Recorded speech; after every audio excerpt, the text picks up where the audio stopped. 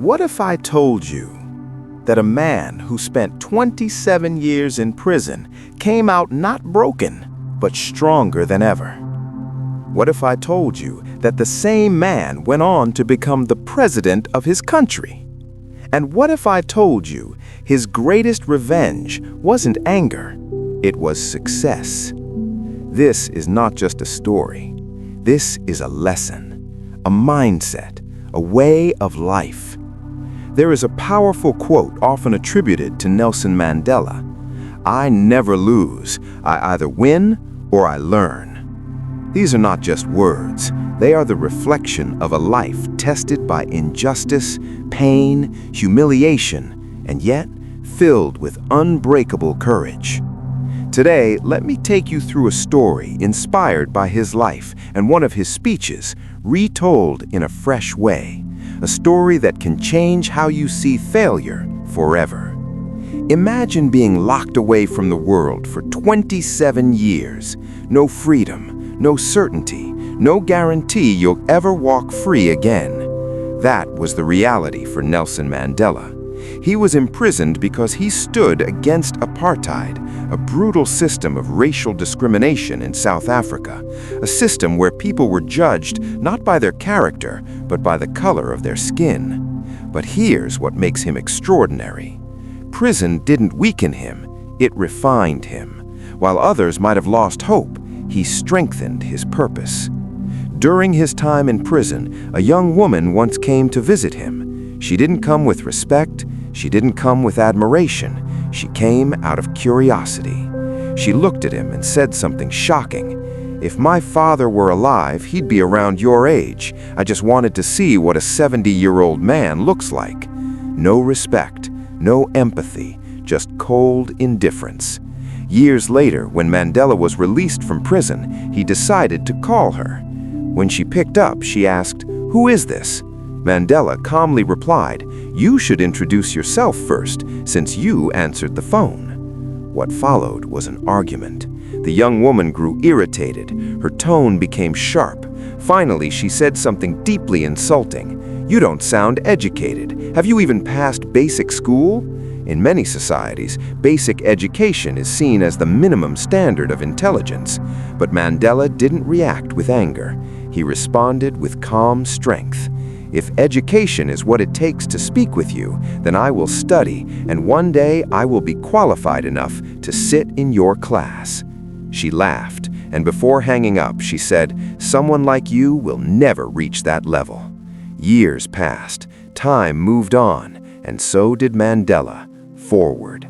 Then came a defining moment. At Harvard University, one of the most prestigious institutions in the world, Nelson Mandela was invited to receive an honorary degree. Standing on that stage, in front of some of the brightest minds on earth, he remembered that young woman. He thought about her words, her doubt, her dismissal, and in that moment, he proved something powerful. Your current condition is not your final destination. Mandela's life teaches us something most people forget. People will judge you based on where you are today. They will underestimate you, they will label you, but that does not define your future. What defines your future is your persistence, your mindset, your willingness to grow. In his speech, Mandela spoke about something deeper than personal success. He spoke about the world.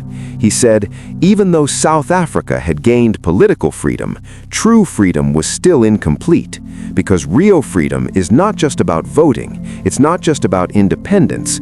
Real freedom is when no one sleeps hungry, no child dies from preventable disease, no human is denied education, no one is judged for their identity. He highlighted a painful reality.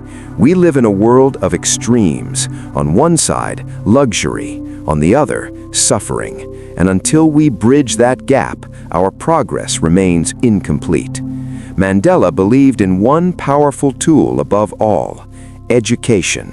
But not just textbook knowledge. Real education teaches you respect for others, understanding of different cultures, the value of equality, the importance of working together. Education is not just about making a living, it's about making a difference. Speaking to young people, Mandela shared a vision. Don't just see the world as it is, see it as it could be. Don't look at struggling regions as problems, look at them as opportunities for change. He encouraged students to learn, grow, return, and rebuild their communities, because knowledge without impact is wasted potential. Toward the end of his speech, Mandela acknowledged something deeply human. He said, "I am growing old. My journey is nearing its end." But his hope remained alive. He believed the next generation would carry the torch. He believed that you, yes, you, could continue the fight against ignorance, poverty, injustice, inequality. Let's go back to where we started. I never lose. I either win or I learn. This is not just a quote. It is a mindset that can transform your life. When you fail, you learn. When you struggle, you grow. When people doubt you, you prove them wrong. And when life pushes you down, you rise, stronger, wiser, unstoppable. So the next time someone laughs at you, doubts you, or tells you that you're not good enough, remember this: a man once walked out of prison after 27 years and became a president. Your story is still being written. Now, the question is, will you give up or will you rise and prove them wrong?